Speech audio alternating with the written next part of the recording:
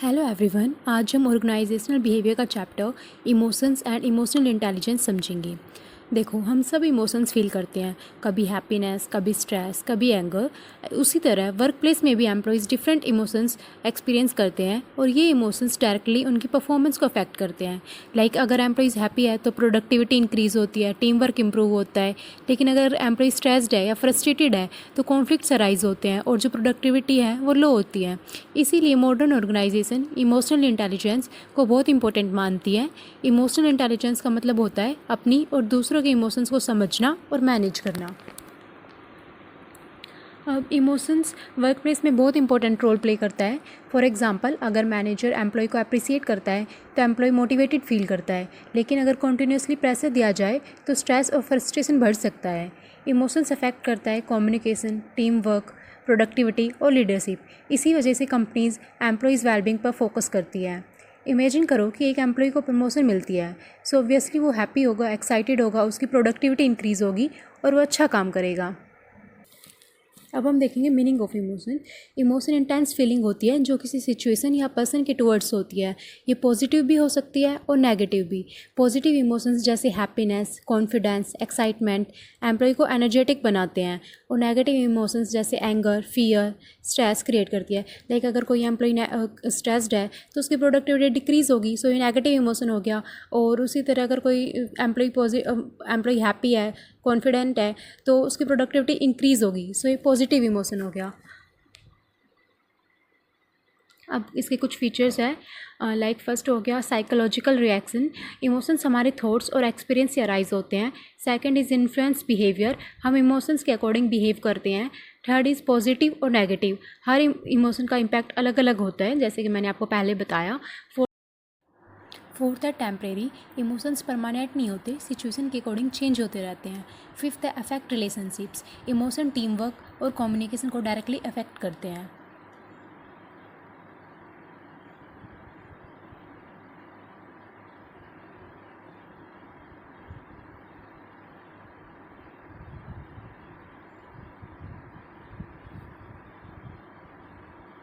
Types of emotion, emotional mainly two types के होते हैं। First is positive, second is negative. Positive emotions जैसे Joy, pride, confidence, ये motivation और productivity improve करते हैं। सेकंड है नेगेटिव इमोशंस जैसे एंगर, फियर, फ्रस्ट्रेशन, ये स्ट्रेस और कॉन्फ्लिक्ट क्रिएट करते हैं। लाइक जैसे क्रिकेट टीम जीत जाए तो प्लेयर्स एक्साइटेड फील करते हैं, सो ये पॉजिटिव इमोशन हो गया। लेकिन अगर कॉन्टीन्यूसली लूजिंग फ्रस्ट्रेशन, अगर वो कंटिन्यूसली लूज़ करते रहते हैं तो फ्रस्ट्रेट हो जाएंगे, ये नेगेटिव इमोशन हो गया। अब नेक्स्ट हमारा इमोशनल लेबर। इमोशनल लेबर का मतलब होता है ऑर्गेनाइजेशन की एक्सपेक्टेशंस के अकॉर्डिंग इमोशन शो करना। कभी कभी एम्प्लॉयज़ को फेक स्माइल भी मेंटेन करनी पड़ती है। Like customer care executive personally stressed हो सकता है, लेकिन कस्टमर के सामने उसे पोलाइटली स्माइल करना पड़ता है। अब इसमें आता है सरफेस एक्टिंग और डीप एक्टिंग। सरफेस एक्टिंग सिर्फ फेक इमोशन शो करना, deep acting actually positive feeling develop करना। जैसे टीचर अगर टायर्ड होने के बाद भी क्लास में एनर्जेटिक बिहेव करता है, सो ये इमोशंस हो गया सरफेस एक्टिंग का, जिसमें वो फेक इमोशंस शो कर रहे हैं। नेक्स्ट है हमारा इमोशनल इंटेलिजेंस। इमोशनल इंटेलिजेंस का मतलब होता है इमोशंस को समझना और कंट्रोल करना। डैनियल गोलमैन के अकॉर्डिंग इमोशनल इंटेलिजेंस मीन्स अपनी और दूसरों के इमोशंस के रिकॉग्नाइज करना और मैनेज करना। फॉर एग्जाम्पल, सपोज ऑफिस में कॉन्फ्लिक्ट हो गया, अब emotionally intelligent person shout out नहीं करेगा, वो कामली उस सिचुएशन को हैंडल करेगा। हाई इमोशनल इंटेलिजेंस वाले लोग प्रेशर में भी काम रहते हैं। लेकिन अगर वहीं कोई अनदर है जिसका इमोशनल इंटेलिजेंस वीक है, स्ट्रॉन्ग नहीं है, सो सिचुएशन में पैनिक हो जाएगा और उसको अच्छे से हैंडल नहीं कर पाएगा। अब है इसके कॉम्पोनेंट्स। सो डैनियल गोलमैन ने इमोशनल इंटेलिजेंस के 5 कॉम्पोनेंट्स दिए। First is self awareness, second is self regulation, third is motivation, fourth is empathy and fifth is social skills. ये 5 क्वालिटीज़ किसी पर्सन को इमोशनली स्ट्रॉन्ग बनाती है। अब हम वन बाय वन डिस्कस करते हैं। सो फर्स्ट हमारा सेल्फ अवेयरनेस। सेल्फ अवेयरनेस अपने इमोशंस को समझना, अपनी स्ट्रेंथ को समझना, अपनी वीकनेस को समझना। लाइक अगर किसी स्टूडेंट को पता है कि स्ट्रेस की वजह से कंसंट्रेशन कम हो रहा है, तो ये सेल्फ अवेयरनेस है। अब सेकंड है सेल्फ रेगुलेशन। सेल्फ रेगुलेशन मतलब अपने इमोशंस को कंट्रोल करना। लाइक मैनेजर गुस्सा आने के बाद भी एम्प्लॉयज़ पर कई बार चिल्लाता नहीं है, सो वहाँ पे मैनेजर जो है वो अपने गुस्से को कंट्रोल कर रहा है, सो ये हो गया सेल्फ रेगुलेशन। थर्ड है motivation and fourth is empathy. So motivation, emotional intelligent people जो है वो सेल्फ मोटिवेटेड होते हैं। उससे क्या होता है कि फेलियर के चांसेस बहुत लो होते हैं। लाइक अगर कई बार वो फेल हो भी जाते हैं तो वो इतने मोटिवेटेड होते हैं कि वो दोबारा ट्राई करते हैं कि हाँ मैं इसको दोबारा कर सकता हूँ। लेकिन अगर वहीं कोई दूसरा बंदा है वो सेल्फ मोटिवेटेड नहीं है और वो एक बार में हार गया तो उस चीज़ को वहीं पर गिव अप कर देगा और सोचेगा कि ये मेरे से नहीं होगा। फोर्थ है इज़ एम्पैथी। एम्पैथी मतलब दूसरों की फीलिंग्स को समझना। फॉर एग्जांपल अगर एम्प्लॉय स्ट्रेस्ड है और मैनेजर उनकी प्रॉब्लम को सुनता है तो ये एम्पैथी का एग्जांपल हो गया। इसके बाद है सोशल स्किल्स। सोशल स्किल्स का मतलब होता है इफेक्टिव कम्युनिकेशन और रिलेशनशिप बिल्डिंग करना। ये स्किल्स टीम वर्क और लीडरशिप के लिए बहुत इंपॉर्टेंट होती है। जैसे एक मैनेजर जो टीम को प्रॉपर्ली कोऑर्डिनेट करता है, सबको मोटिवेट करता है, उसकी सोशल स्किल्स जो है वो स्ट्रॉन्ग होती है। अब हम देखेंगे importance of emotional intelligence. Emotional intelligence work place में बहुत इंपॉर्टेंट रोल प्ले करता है बिकॉज ये कम्युनिकेशन इंप्रूव करता है, टीम वर्क को बेटर बनाता है, स्ट्रेस रिड्यूस करता है और लीडरशिप इंप्रूव करता है। For example emotionally intelligent leader conflicts को पीसफुली सोल्व करते हैं।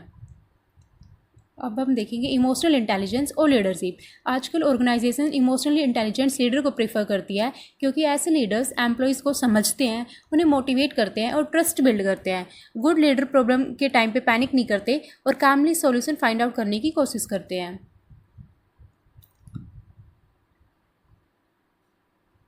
अब हम देखेंगे managing emotions in organisation. Organisation emotions manage करने के लिए डिफरेंट मेथड यूज़ करती है जैसे supportive work environment, counselling, stress management programme, open communication, employee recognition. For example Google जैसी कंपनीज जो है वो एम्प्लॉयज़ वेलनेस प्रोग्राम ऑर्गेनाइज कराती है एम्प्लॉयज़ को मोटिवेट रखने के लिए। अब work place stress and emotions. Stress work place का कॉमन इशू है। स्ट्रेस के रीजंस हो सकते हैं workload, deadlines, job insecurity, poor work life balance. अब इससे स्ट्रेस से क्या होगा, लो प्रोडक्टिविटी होगी, हेल्थ इश्यूज हो सकते हैं। अब हम देखेंगे emotional intelligence versus IQ. IQ और इमोशनल इंटेलिजेंस दोनों इंपॉर्टेंट है बट ये दोनों डिफरेंट है। आईक्यू हो गया लॉजिकली थिंक करना और एकेडमिक इंटेलिजेंस को मेज़र करना। उसी तरह दूसरी तरफ इमोशनल इंटेलिजेंस इमोशंस और रिलेशनशिप मैनेज करने की एबिलिटी होती है। फॉर एग्जांपल कोई स्टूडेंट एकेडमिकली टॉपर हो सकता है बट ज़रूरी नहीं है कि वो टीम वर्क में भी गुड हो। अगर टीम वर्क में वो वीक है तो ये तो हो गया इमोशनल इंटेलिजेंस, और वो एकेडमिक में स्ट्रॉन्ग है तो वो हो गया आईक्यू कि उसका आईक्यू स्ट्रॉन्ग है बट इमोशनल इंटेलिजेंस उसकी वीक है। अब हम देखेंगे कंटेम्प्रेरी इशूज़ जो आजकल ऑर्गेनाइजेशन में चल रहे हैं। ऑर्गेनाइजेशंस को कई इमोशनल चैलेंजेस फेस करने पड़ रहे हैं जैसे कि remote work stress, work life balance, burnout, work place harassment. For example work from home में एम्प्लॉयज़ आइसोलेशन फील करते हैं। ये आज मतलब कि आजकल क्या हो रहा है कि ज़्यादातर सब वर्क फ्रॉम होम दे देते हैं और ताकि क्योंकि ऑर्गेनाइजेशन का खर्चा बचता है, लेकिन उससे क्या होता है कि जो एम्प्लॉयज़ है वो आइसोलेट फील करते हैं। अब है role of managers. Managers emotional balance maintain करने में इंपॉर्टेंट रोल प्ले करते हैं। मैनेजर्स को एम्प्लॉय की प्रॉब्लम सुननी चाहिए और उन्हें सपोर्ट प्रोवाइड करना चाहिए। अगर एम्प्लॉय स्ट्रेस में है तो मैनेजर्स को गाइडेंस प्रोवाइड कर सकता है, फ्लेक्सिबिलिटी दे सकता है। आज हमने ये पढ़ा चैप्टर इमोशंस। आई होप आप लोगों को समझ आया होगा। और देखो मैं ना मेन पॉइंट ही बता रही हूँ क्योंकि अंदर का कंटेंट तो आप लोग लिख ही सकते हो। अगर आपको ये मेन पॉइंट्स जो है ये याद रहते हैं तो आप अंदर का कंटेंट बना सकते हो खुद से। आज हमने पढ़ा कि इमोशंस वर्क प्लेस बिहेवियर को अफेक्ट करते हैं। इमोशनल इंटेलिजेंस का मतलब इमोशंस को अंडरस्टैंड करना, उन्हें मैनेज करना। और इमोशनल इंटेलिजेंस के इंपॉर्टेंट कंपोनेंट्स है self awareness, self regulation, motivation, empathy और सोशल स्किल्स। सेल्फ अवेयरनेस में हमें खुद के इमोशंस को पहचानना होता है, सेल्फ रेगुलेशन में हमें उन्हें कंट्रोल करना होता है और हमें मोटिवेट रहना होता है। लाइक